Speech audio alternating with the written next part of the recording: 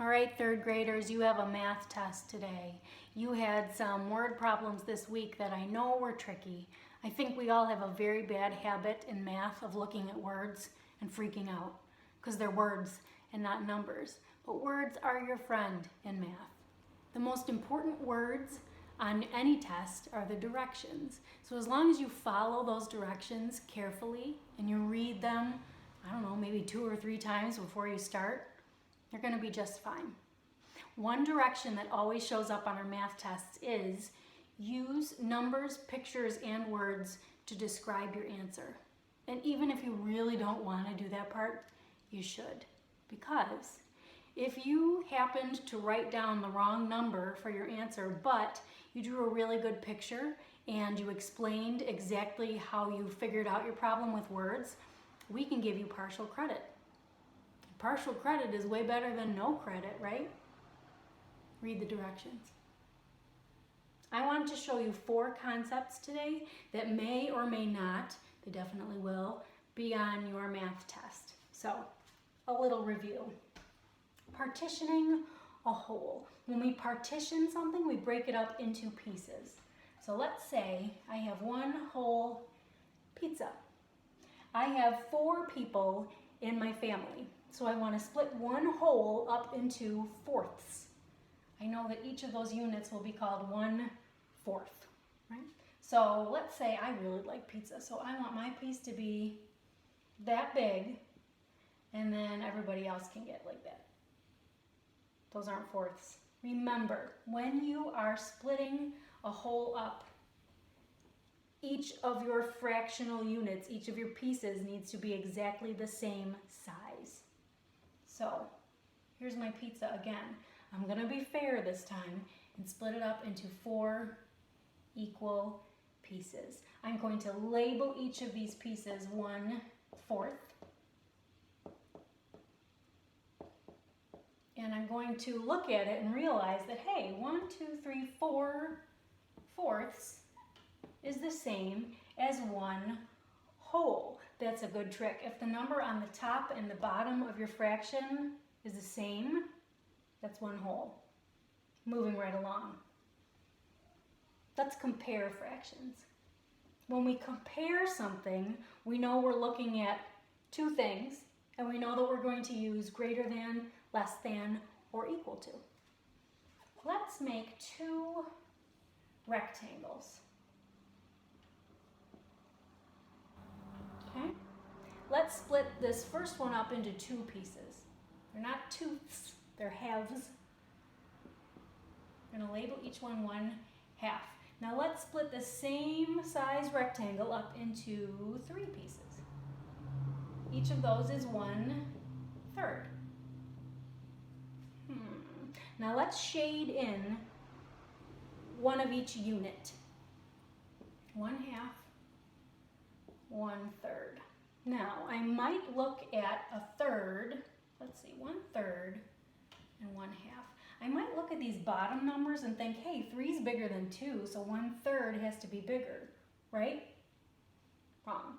If I look at my picture, I will see that 1/3 actually doesn't take up as much space as 1/2. 1/2 is bigger, so 1/3 is less than, remember your crocodile mouth eats the big number, 1/3 is less than 1/2. Even though this bottom number is bigger, the bigger your bottom number is, it means the more pieces you have to split something into, and each of those pieces is going to get smaller. So when you're comparing fractions, comparing shapes, always draw a picture to check your work. Now, sometimes you will compare fractions. Let's do the same thing. 2 equal rectangles. Let's do the same one. Split the first one into halves. Let's go a little crazy and split the bottom one up into 6ths. So 6 equal pieces. 1/6, 1/6, 1/6, and so on and so forth. Now, I'm looking for pieces that are the same, that are equivalent, or equal. So if I'm going to shade in 1/2, then I know I want the same amount on the bottom. Well, that's actually 1, 2, 3 sixths. So 3/6 is equal to 1/2. Equivalent means equal, means the same. And when you have two fractions that have different denominators or different bottom numbers, but they are the same size, they are equivalent fractions. Last but not least, the dreaded number line. I don't know why, but we all kind of freaked out when we saw number lines when we were all together back in March. But a number line is nothing to be scared of. A number line is your friend because a number line is just another picture. So don't get nervous. In the beginning, we split up our number line and we went from 0 to 1. Obviously 1 is bigger than 0. As you go from left to right on a number line, your numbers get bigger and bigger. So just like I partitioned my pizza at the beginning into 4 pieces, I'm going to partition my number line, my one whole, into 4 equal pieces again. 1, 2, 3, 4. This is 1/4, but I can't call each of these 1/4 because I'm getting bigger and bigger as I go from 0 to 1. So it's actually 1/4,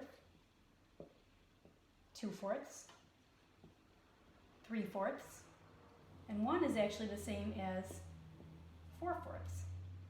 So even though your bottom number, your denominator, stays the same, your top number, your numerator, is going to get bigger and bigger as you go along your number line. So here is a little word problem for you to practice. Miss Merrill buys 3 yards of fabric to make masks. So I'm going to make a number line and I'm going to label it 0 and 3. And I'm going to partition it into 3 pieces. 1, 2, 3. These are my whole numbers. So Miss Merrill buys 3 yards of fabric to make masks. Each mask takes 1/2 a yard to make. So I'm going to partition these into halves. 1/2. Now remember, your top number gets bigger as you go on. So I'm just going to ignore these whole numbers for now, and I'm going to go along my number line. 1/2, 2 halves, 3 halves, 4 halves, 5 halves, 6 halves. But just so I know, I'm going to go back and label my wholes again. This one's 3, this one's still 0, this is 1, 2. Miss Merrill buys 3 yards of fabric to make masks. Each mask takes 1/2 a yard to make. How many masks can Miss Merrill make with 3 yards of fabric? Well, 1, 2, 3, 4, 5, 6. Miss Merrill has enough fabric to make 6 masks. Picture, numbers, I need words. So I'm going to say, Miss Merrill bought 3 yards of fabric. Each mask uses 1/2 a yard. Miss Merrill can make 6 masks with her, fabric. Numbers, pictures, and words. Read the directions. Take your time and be confident. We've been working on fractions for weeks and weeks now, and even though some of the weeks we've spent apart doing it in a totally different way than we used to, you know your stuff. I wish you the best of luck on your math test. Adios.